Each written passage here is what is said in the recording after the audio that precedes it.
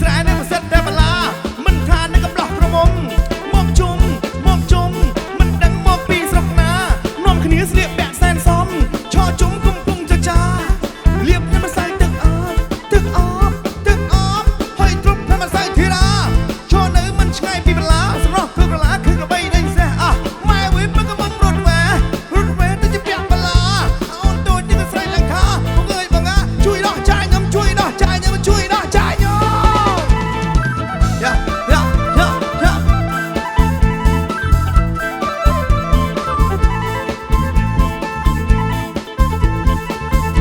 បណ្ដាំគ្នាนึกว่าតាំងពីព្រឹកឈរជើងឡើងរហូតដល់ថ្ងៃបែរគ្រប់គ្នាក៏នាំគ្នាទៅវត្តក្នុងវត្តគួរមានគុំអាស័យប្រុសស្រីនាំគ្នាលេងស្អីលាក់កសែងឆ្នាំថ្មីដេញតែគ្នាឌុប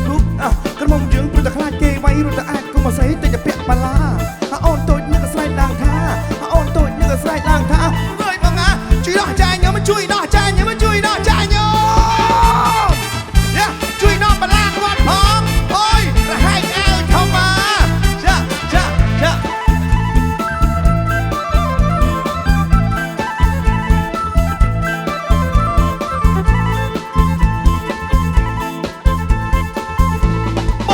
ជួយដោះចាយខ្ញុំជួយដោះចាយខ្ញុំជួយដោះចាយខ្ញុំ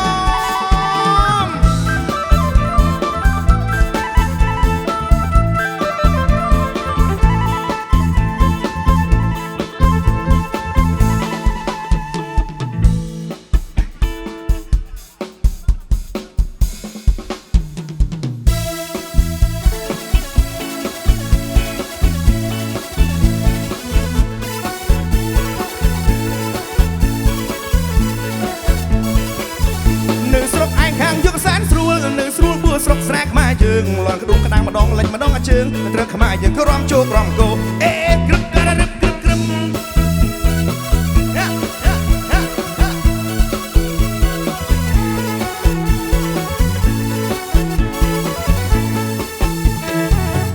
នៅស្រុកឯងសបាយហេហាស្បោប៉ុនកាម្ដងគេម្ដងយើងលន់ក្ដុំក្ដាំងម្ដងលេចម្ដងអាជើងត្រូវខ្មែរយើងក៏រំជោគរំគោអេក្រឹបការឹបក្រឹបក្រឹម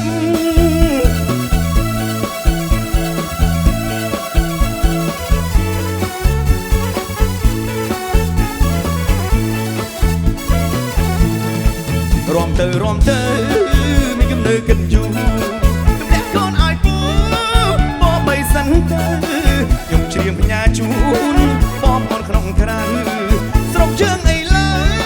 ក្រំស្រួលហេហានៅស្រុកឯងខាងយកសែនស្រួលនៅស្រួលបួស្រុកស្រែខ្មែរយើងលន់ក្ដុំក្ដាំងម្ដងម្លេចម្ដងអាជើងត្រូវខ្មែរយើងក៏រំជោគរំគោអេក្រឹបការឹបក្រឹបក្រឹប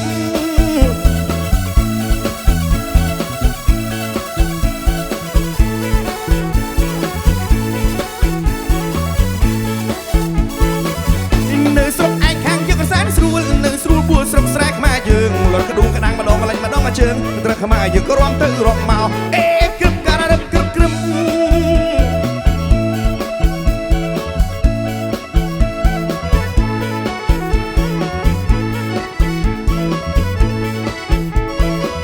នៅស្រុកឯងសបាយហេហាស្បោប៉ុនកាម្ដងគេម្ដងយើងលន់ក្ដុំក្ដាំងម្ដងម្លេចម្ដងអាជើងត្រូវខ្មែរយើងក៏រំជោគរំគោអេក្រឹបការឹបក្រឹបក្រឹម